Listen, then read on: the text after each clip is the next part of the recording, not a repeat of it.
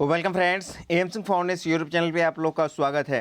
BPSC द्वारा 31 मई 2022 को high school में बिहार के अंतर्गत जितने भी हाई स्कूल हैं उसमें हेड मास्टर की भर्ती के लिए परीक्षा आयोजित किया गया था। इस एग्जामिनेशन का जो पैटर्न था वो था 75 क्वेश्चंस करेंट जीएस के और 75 क्वेश्चंस आपको थे शिक्षा शास्त्र के। तो आज के वीडियो में हम लोग जो 75 क्वेश्चंस जीएस और करेंट के थे उसको देखने वाले हैं। ये क्वेश्चंस आगामी 67वीं बीपीएससी कैंडिडेट जितने भी हैं उनके लिए बहुत ही महत्वपूर्ण है, क्योंकि यहाँ पे आपको बहुत सारी चीज़ें देखने को मिलेगी। पहली तो ये क्वेश्चन अभी हाल फिलहाल में 1 से 1.5 महीना में सेट होने के बावजूद क्वेश्चन जो है पिछले 1 साल पहले के आसपास पूछा गया है, लिहाजा बहुत महत्वपूर्ण हो जाता है कि आपका करंट का कवर 1 साल से ज़्यादा का होना चाहिए। और उसके बाद भी जो क्वेश्चन का टफनेस है उसको बढ़ाया गया है। अब वन लीनियर वाले भी सवाल हैं, लेकिन बाकी कुछ ऐसे सवाल हैं जिसको आप आसानी से उसका आंसर नहीं ढूंढ सकते हैं। तो 67वीं के लिए जो कैंडिडेट देने वाले हैं उनके लिए तो बहुत महत्वपूर्ण है। साथ ही साथ ये वीडियो उनके लिए भी बहुत महत्वपूर्ण है जो प्रधान शिक्षक यानी कि हेड टीचर का एग्जामिनेशन देने वाले हैं, जिसका 25 जून को बताया जा रहा था, लेकिन एक लेटर निकला था कि वो 7 जुलाई को भी जा सकते हैं। तो उनके लिए बहुत महत्वपूर्ण है। हालांकि इस क्वेश्चंस में आपको 1/4 निगेटिव था, लेकिन 67वीं में निगेटिव नहीं होने वाला है, प्रधान शिक्षक के लिए निगेटिव होने वाला है। तो चलिए बिना वक्त का वीडियो को शुरू करते हैं और देखते हैं कि क्वेश्चंस का लेवल क्या है और किस तरह से आपको तैयारी आगे की एग्जामिनेशन में करनी चाहिए। पहला देख लेते हैं, कांग्रेस में उदारवादियों पर आक्षेप पर सुरक्षित वॉल्व सिद्धांत किसने प्रतिपादित किया था? तो ये प्रतिपादित किया गया था लाला लाजपत राय के द्वारा। यंग इंडिया में इन्होंने एक लेख लिखा था और बतलाया था कि 1885 में एओ ह्यूम के द्वारा जो राष्ट्रीय कांग्रेस की स्थापना की गई थी उसका कारण था सेफ्टी वॉल्व थ्योरी के अंतर्गत जो भारत में राजनीतिक असंतोष बढ़ रहा था उसको शांत करने के लिए किया गया था। ठीक है ना। तो ये सिद्धांत दिया गया था लाला लाजपत राय के द्वारा दिया गया था। अगला देख लेते हैं, बताया गया है कि स्वतंत्रता आंदोलन के प्रथम चरण में अतिवादी भारतीय नेतृत्व द्वारा निम्नलिखित में से किसको समझा और संगठित किया गया था? ये अतिवादियों की बात की जा रही है। तो प्रथम चरण में जो है अतिवादियों के द्वारा बहिष्कार और स्वदेशी को समझा और संगठित किया गया था, बाद में अतिवादी अलग हो गए थे। ठीक है ना। अगला देख लेते हैं, भारत का महान वृद्ध व्यक्ति किसे कहा जाता है? The grand old man of India, दादा भाई नौरोजी। ऑप्शन डी इसका सही हो जाएगा। भारतीय राष्ट्रीय कांग्रेस की प्रथम महिला अध्यक्ष कौन थी? तो प्रथम महिला अध्यक्ष एनी बेसेंट हो जाएगी, जबकि प्रथम भारतीय महिला अध्यक्ष तब सरोजिनी नायडू होगा। तो इस प्रश्न का सही उत्तर डी हो जाएगा। तो क्वेश्चंस के लेवल देख सकते हैं आप। शुरुआत में तो जो हिस्ट्री के क्वेश्चंस हैं वो थोड़े से इजी हैं। अगला देख लेते हैं, क्रिप्स प्रस्ताव को एक टूटते हुए बैंक पर बाद की तिथि का चेक किसने कहा था? तो क्रिप्स प्रस्ताव के बारे में महात्मा गांधी ने ये उक्ति दिया था। तो ऑप्शन ए इसका सही हो जाएगा। अगला देख लेते हैं, बांटो और छोड़ो का नारा किसने दिया था? मोहम्मद अली जिन्ना के द्वारा बांटो और छोड़ो का नारा दिया गया था। तो ऑप्शन ए इसका सही हो जाएगा। अगला देख लेते हैं कि सविनय अवज्ञा आंदोलन प्रारंभ करने का निर्णय कब लिया गया था? आपको पता है कि सविनय अवज्ञा आंदोलन जो हुआ था वो हुआ था मतलब कि 6 अप्रैल 1930। तो इसका जो अनुमोदन किया गया था वो लाहौर अधिवेशन कांग्रेस के 1929 में अनुमोदित किया गया था। अगले प्रश्न की तरफ आ जाते हैं, भारत के विभाजन को प्रथम बार डैश के द्वारा स्वीकार किया गया था? तो ये लॉर्ड माउंटबेटन योजना था। ऑप्शन डी इसका सही हो जाएगा। अगला देखिए कि किस घटना के दौरान वंदे मातरम गीत एक धार्मिक मंत्र बन गया था? जब 1905 में बंगाल का विभाजन हुआ था तो वंदे मातरम उसका एक एंथम बन गया था। ठीक है ना। तो ऑब्वियसली इसका सही उत्तर हो जाएगा आपका ऑप्शन ए, बंगाल विभाजन। अगला देख लेते हैं, किसकी अध्यक्षता के अंतर्गत 1940 में रामगढ़ में भारतीय राष्ट्रीय कांग्रेस का 53वां अधिवेशन हुआ था? हालांकि आप लुसेंट जैसे बुक पढ़िएगा तो वहाँ पर 53वां नहीं 54वां अधिवेशन लिखता है, लेकिन 1940 ही था। तो ये तब तत्कालीन बिहार यानी कि जो बिहार का ही अंग था यानी कि झारखंड का ये भाग था, तो इसलिए महत्वपूर्ण हो जाता है। तो उस समय क्या किया गया था इसकी अध्यक्षता? मौलाना अबुल कलाम आजाद के द्वारा। ऑप्शन सी इसका सही हो जाएगा। अगले प्रश्न की तरफ आ जाते हैं, प्रश्न संख्या 11 बोल रहा है कि बौद्ध धर्म हिंदू धर्म के अंदर एक सुधार आंदोलन था, यह शब्द किसका है? देखिए इस प्रश्न के उत्तर पे थोड़ा सा डाउट है, एग्जैक्ट आंसर इसका मिल नहीं पा रहा है। एक बीएस लाल और बीएस स्मिथ और कहीं जो है अंबेडकर के बारे में भी दिया जा रहा है, लेकिन अंबेडकर नहीं होगा, लिहाजा इसका आप ई मान के चल सकते हैं और इसको डॉट की श्रेणी में रख सकते हैं। इस पर जैसे ही और स्पष्टीकरण आता है तो इसको दिया जाएगा। ठीक है ना। अगला देख लेते हैं, किसने सोचा था कि प्रथम बौद्ध वादी काउंसलिंग राजगिरी में होनी चाहिए? आपको पता है कि प्रथम बौद्ध संगति जो हुआ था 483 बीसी में हुआ था, तो ये अजातशत्रु के नेतृत्व में हुआ था। ऑप्शन डी इसका सही हो जाएगा। महाकश्यप इसके अध्यक्ष थे। अगला देख लेते हैं, किसके द्वारा 3 प्रसिद्ध बंदरगाहों सोपार, काम्बे और बरोज को गुप्त साम्राज्य में लिया गया था? गुप्त साम्राज्य की बात की जा रही है। तो ये मिलाया गया था आपको चंद्रगुप्त विक्रमादित्य। ऑप्शन सी इसका सही हो जाएगा। हालांकि इसको भी एक बार चेक करने की जरूरत है, लेकिन अभी आप इसको सी मान के चल सकते हैं। अगला देख लेते हैं, वह प्रथम भारतीय मुसलमान कौन था जो दिल्ली का सल्तनत बना था? इस प्रश्न का सही उत्तर हो जाएगा ई। प्रथम भारतीय मुसलमान की बात की जा रहा है जो दिल्ली की सल्तनत पर बैठा था, तो उनका नाम था आपको नसरुद्दीन खुसरो शाह, ठीक है ना, तो वो ऑप्शन यहाँ पे कहीं नहीं मिल रहा है, इसलिए इसका ऑप्शन ई मान के चलिए। अब देखिए प्रश्न का लेवल जो धीरे धीरे बढ़ा रहा है, खासकर बौद्ध की युक्ति की बात की जा रही है, तो इस तरह से आपको बढ़ेगा, ठीक है ना। 67वीं में निश्चित रूप से बढ़ेगा। 67वीं का एक कंसेप्ट ये है कि वन लीनियर क्वेश्चन जैसे ही आउट हो जाता है तो सेटर बहुत आसानी से उसका आंसर करके बहुत जल्दी भेज देते हैं, तो इसीलिए क्वेश्चन का लेवल बढ़ाया जा रहा है, इजी वे में आपको नहीं मिले कहीं पर, ठीक है ना। महान मुगल सम्राटों में से जैसे बाबर से औरंगजेब तक दो सम्राट राजपूत राजकुमारियों से पैदा हुए थे, तो जहांगीर और शाहजहां ये दोनों की जो माताएं थी वो राजपूत कन्या थी, ठीक है ना। अगला देख लेते हैं, निम्नलिखित में से किसके द्वारा किसानों को उनकी खेती की जमीन से अलग कर दिया गया था। जो बिहार बंगाल में आपको अस्थायी बंदोबस्ती लाया गया था, तो उसी के द्वारा जो है जमींदार को मेन मालिक बना दिया गया था और किसानों को उससे अलग कर दिया गया था, तो ऑप्शन सी इसका सही हो जाएगा। अगला देख लेते हैं, 1897 में किसने ब्राह्मण विधवा से शादी की थी। ब्राह्मण विधवा से शादी करने वाले व्यक्ति थे D.K. कर्वे। अगले प्रश्न की तरफ आते हैं हम लोग, प्रश्न संख्या 18, किस अधिनियम ने इंग्लैंड में होने वाले वार्षिक परीक्षा के माध्यम से सिविल सेवकों की नियुक्ति को अनुमति दिया था। देखिए जो 1853 का चार्टर अधिनियम था उसने क्या किया था कि नामजदगी के सिद्धांत पर जो नियुक्ति की जाती थी अधिकारियों को, वो बंद कर दिया गया था और वहीं से सिविल सेवा के माध्यम से नियुक्ति का जो है मार्ग प्रशस्त किया था, तो ऑप्शन 20 का सही हो जाएगा, 1853 का चार्टर अधिनियम। अगला देख लेते हैं, 1530 में दक्षिण बिहार का वास्तविक शासक कौन बना था। याद कीजिए ये दौर था शेर खां का, जिसे बाद में हम लोग शेर शाह सूरी के नाम से जानते हैं, तो दक्षिण बिहार में इसका यही था, शेर खां था, ठीक है ना, वास्तविक शासक था। अगला देख लेते हैं, पंचेत के जागीर में बिहार के एक भाग के रूप में निश्चित ही वर्णित है, कौन है। तो इसका सही उत्तर हो जाएगा आपको तारीके शेरशाही, ठीक है ना, पंचेत के जागीर में तारीके शेरशाही। अगला देख लेते हैं, किस भारतीय फिल्म अभिनेता को वर्ष 2021 के लिए FIAF पुरस्कार देने के लिए फिल्म आर्काइव के अंतर्राष्ट्रीय फेडरेशन द्वारा चुना गया है। अमिताभ बच्चन, ऑप्शन डी इसका सही हो जाएगा। विश्व स्वास्थ्य संगठन ने ईद 2025 पहल किस पर केंद्रित है, पोलियो, मलेरिया या स्वच्छता। तो ये आपको मलेरिया उन्मूलन पर है, ऑप्शन बी इसका सही हो जाएगा। दिल्ली स्पोर्ट यूनिवर्सिटी का प्रथम कुलपति किसे नियुक्त किया गया है, कर्णम मल्लेश्वरी, ऑप्शन सी इसका हो जाएगा। अगले प्रश्न की तरफ हम लोग चलें, प्रश्न संख्या 24, वर्ष 2021 में कागज रहित बजट पेश करने वाला पहला राज्य कौन बना है, तो ये इसका सही उत्तर हो जाएगा उत्तर प्रदेश, यूपी। अगले प्रश्न, कोविड का पता लगाने के लिए कृत्रिम होशियारी यानी कि आर्टिफिशियल इंटेलिजेंस पर आधारित एक्सरे तकनीक को निम्न में से किस संस्था द्वारा हाल ही में विकसित किया गया है, IIT जोधपुर। अगले प्रश्न की तरफ हम लोग आते हैं, इंडियन इंटरनेशनल विज्ञान उत्सव 2021 का 7वां संस्करण कहाँ आयोजित किया गया था। ये किया गया था आपको गोवा पणजी में, ऑप्शन डी इसका सही हो जाएगा। ये हाल ही फिलहाल का करंट का क्वेश्चन है, ठीक है ना, लेकिन 2021 का ये भी है। भारतीय ओलंपिक नीरज चोपड़ा ने कितने मीटर के जो है थ्रो किया था, स्वर्ण जीता था, तो 87.58 मीटर। मतलब आप करंट को देखिए, आप ये पाइएगा कि अब जो है करंट सिर्फ ये नहीं है कि अब एग्जामिनेशन हाल फिलहाल में हो रहा है, या जैसे कि अभी 67 का क्वेश्चन सेट हो रहा है तो मतलब कि 2022 वाला ही सब होगा, ऐसी बात नहीं है। यहाँ पे क्या किया जा रहा है कि एक साल पहले तक के महत्वपूर्ण करंट को उठाया जा रहा है, जो हाल ही के 2-3-4 महीना का करंट है वो भी उठाया जा रहा है, ठीक है ना, तो सबको मिक्स करके जाया जा रहा है। इसलिए 67वीं वाले खासकर कम से कम एक साल का बैकअप जरूर लेकर चलेंगे करंट अफेयर का, ठीक है ना। अगला देख लेते हैं, वर्ष 2021 को नाटो शिखर सम्मेलन निम्नलिखित में से क्या विषय था। नाटो शिखर सम्मेलन, देखिए ये क्वेश्चन आपको हाल फिलहाल में सेट हुआ है, फिर भी देखिए क्वेश्चंस आपको मतलब पीछे से पूछा जा रहा है, ये भी बहुत एक सोचने वाली बात है।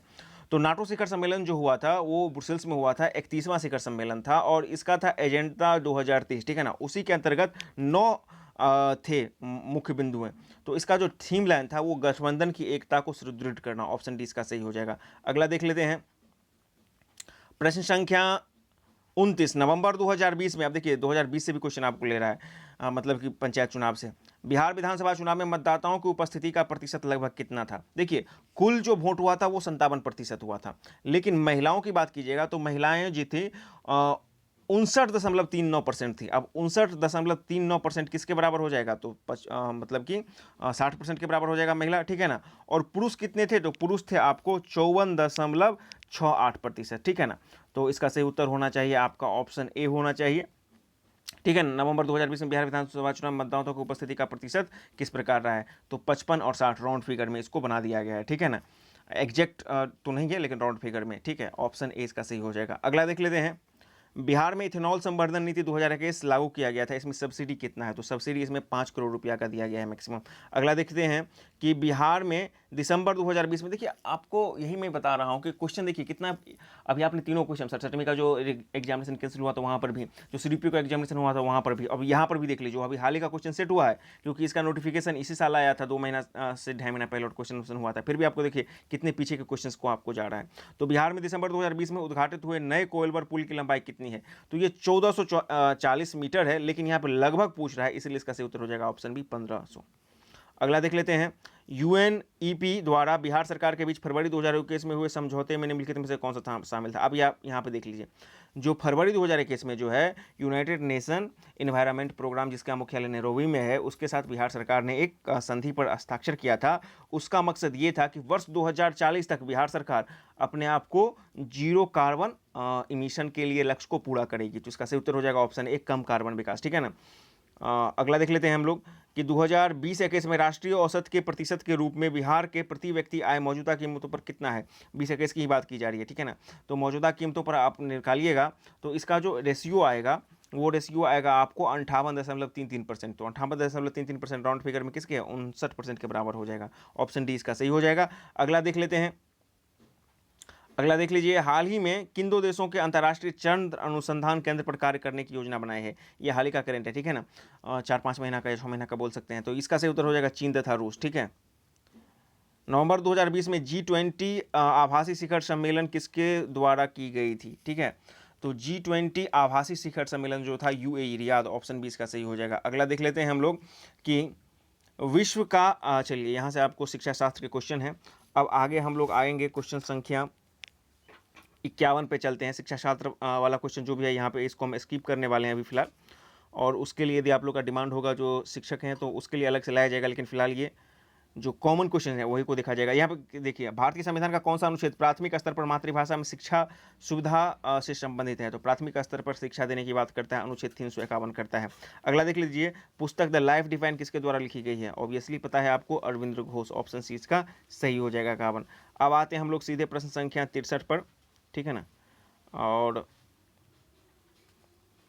प्रश्न संख्या 63, यहाँ पे देख लीजिए, बच्चों के किस आयु वर्ग को शिक्षा का अधिकार अधिनियम में मौलिक अधिकार है?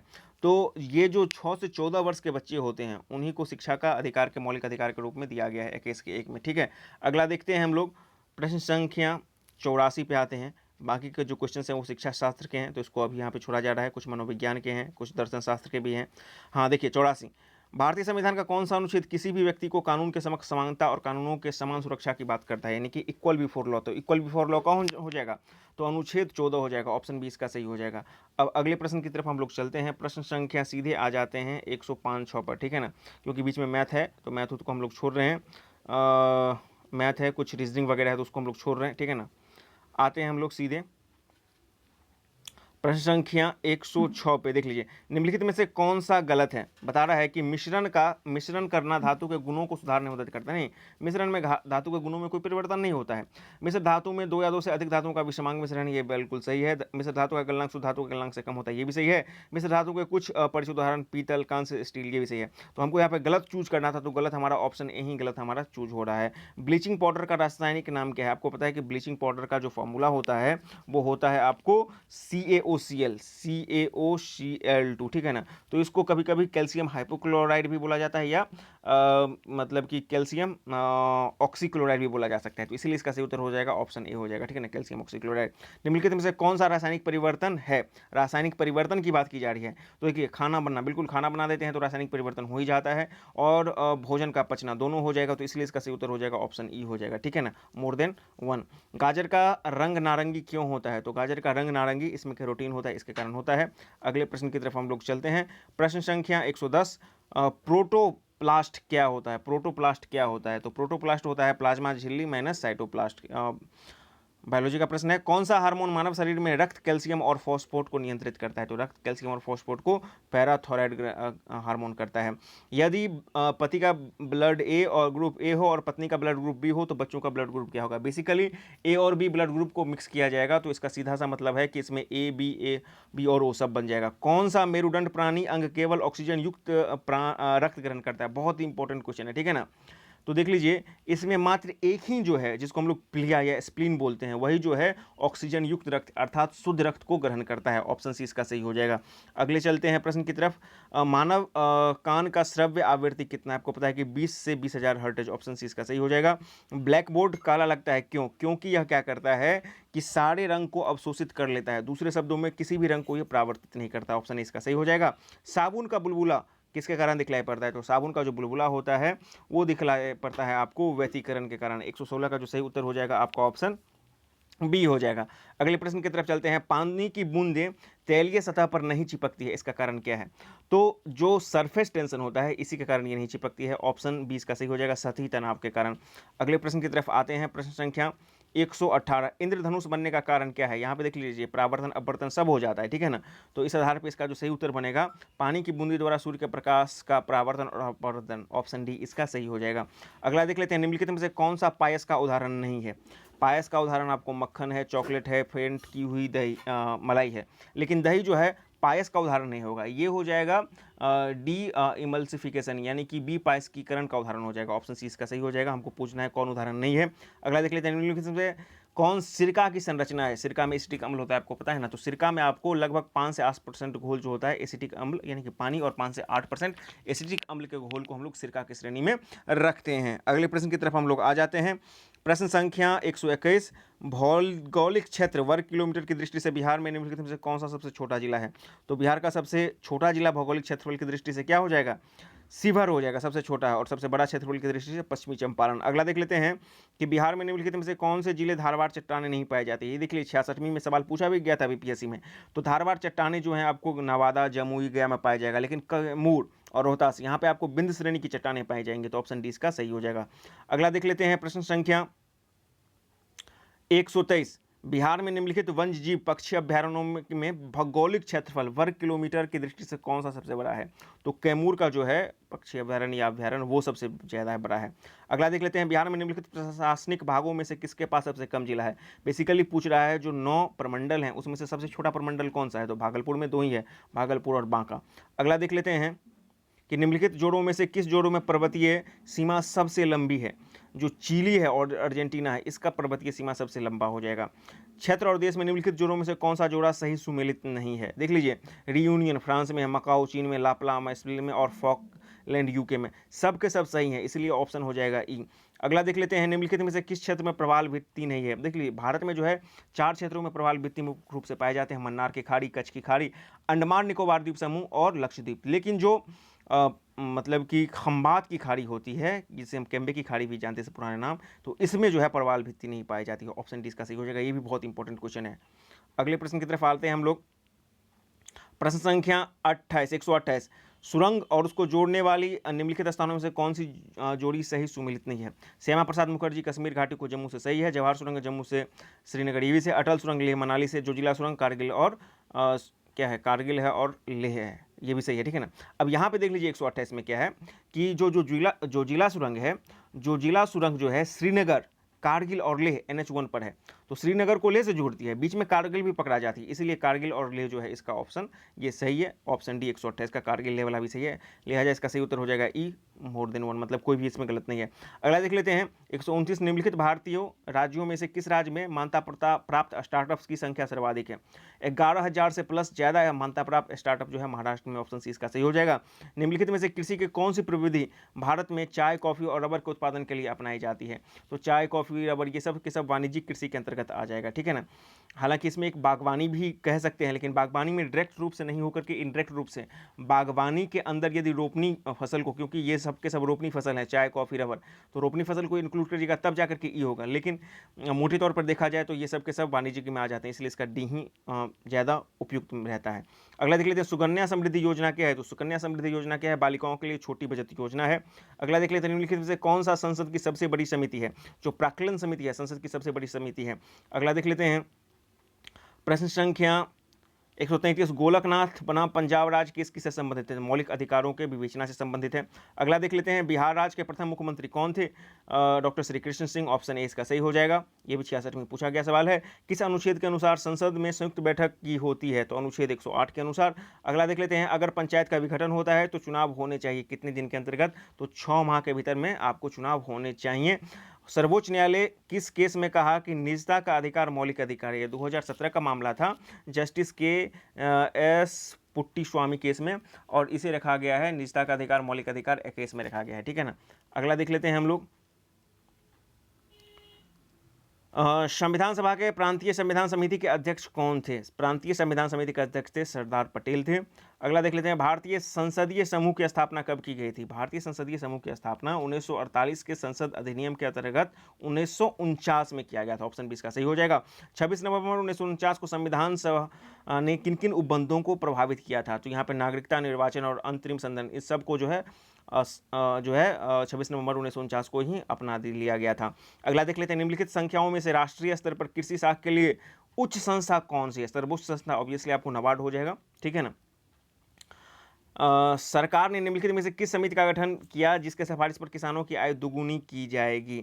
तो किसानों की आय को दुगुनी करने का संबंध है अशोक दलवाई समिति, ठीक है ना। अगला देखें हम लोग, प्रश्न संख्या 143, आत्मनिर्भर भारत योजना का आधार स्तंभ क्या है? आत्मनिर्भर भारत योजना का आधार स्तंभ जो है आपको तकनीकी आधारभूत संरचना, अर्थव्यवस्था, तो सब के सब हो जाएंगे, तो इसलिए इसका सही उत्तर हो जाएगा आपको 143 का ऑप्शन ई हो जाएगा, ठीक है ना।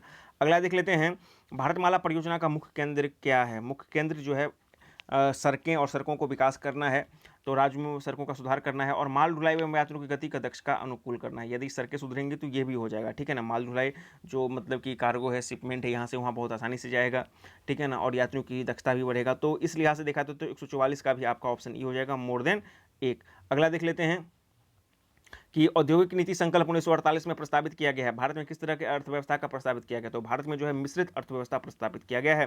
बिहार आर्थिक सर्वेक्षण 2021 के अनुसार ग्रामीण बिहार में महिला श्रमिकों की जनसंख्या का अनुपात कितना है? तो ये लगभग 4% के आसपास है, ठीक है ना। अब देखिए, आर्थिक सर्वेक्षण 2021 से आपको सवाल पूछ रहा है। जनगणना 2021 के अनुसार बिहार का लिंगानुपात कितना है? तो बिहार का लिंगानुपात 918 है, जबकि भारत का 943 हो जाएगा। अगला देख लेते हैं, प्रश्न संख्या 148, ये क्वेश्चन थोड़ा सा विवादित है। देखिए, बिहार आर्थिक सर्वेक्षण 2020-21 के अनुसार वर्ष 2020-21 के स्थिर मूल्य पर बिहार अर्थव्यवस्था की वृद्धि दर कितनी है? ठीक है ना। बिहार आर्थिक सर्वेक्षण 2020-21 के अनुसार वर्ष 2020-21 में स्थिर मूल्य पर बिहार अर्थव्यवस्था की विकास दर क्या है? अब देखिए, 2021 में मतलब कि यहाँ पे आर्थिक सर्वेक्षण भी 2021 पूछ रहा है, और वर्ष 2020-21 जो वित्तीय वर्ष बोल रहा है वर्ष 2020-21 ही पूछ रहा है, तो इसीलिए कंट्राडिक्शन हो गया है। यदि आर्थिक सर्वेक्षण 2021 होता है तो उसका आधार वर्ष एक साल पहले होता है, 2019-20 होगा। जब 2019-20 होगा तब उसके अनुसार जो है विकास दर 10.5% होता है, ठीक है ना। लेकिन यहाँ पे सवाल जो है 2021 आर्थिक सर्वेक्षण रखने के बाद भी वर्ष 2020-21 में ही अर्थव्यवस्था पूछ रहा है, और 2021 का जो अर्थव्यवस्था है वो वृद्धि दर 2.5 है। इस आधार पर इसका सही उत्तर हो जाएगा ई हो जाएगा, ठीक है ना, नन ऑफ दिस हो जाएगा। हाँ, यहाँ पे 19-20 रहता तब 10.5% हो जाता। 15वें वित्त आयोग के अध्यक्ष कौन है? NK सिंह है। अगला देख लेते हैं, मानव विकास सूचकांक की गणना निम्नलिखित में से कौन से संकेत आवश्यक है? मुख्य रूप से 3 संकेतक होते हैं, उसके ही सब संकेतक होते हैं, जिसमें कि जीवन प्रत्याशा होता है, प्रति व्यक्ति आय होता है, स्कूल वर्ष का माध्य या स्कूल के प्रतिशत वर्ष, ठीक है ना। तो इसका सही उत्तर हो जाएगा ई, मतलब कि मोर देन 1, ठीक है ना, ऑप्शन ई इसका सही हो जाएगा।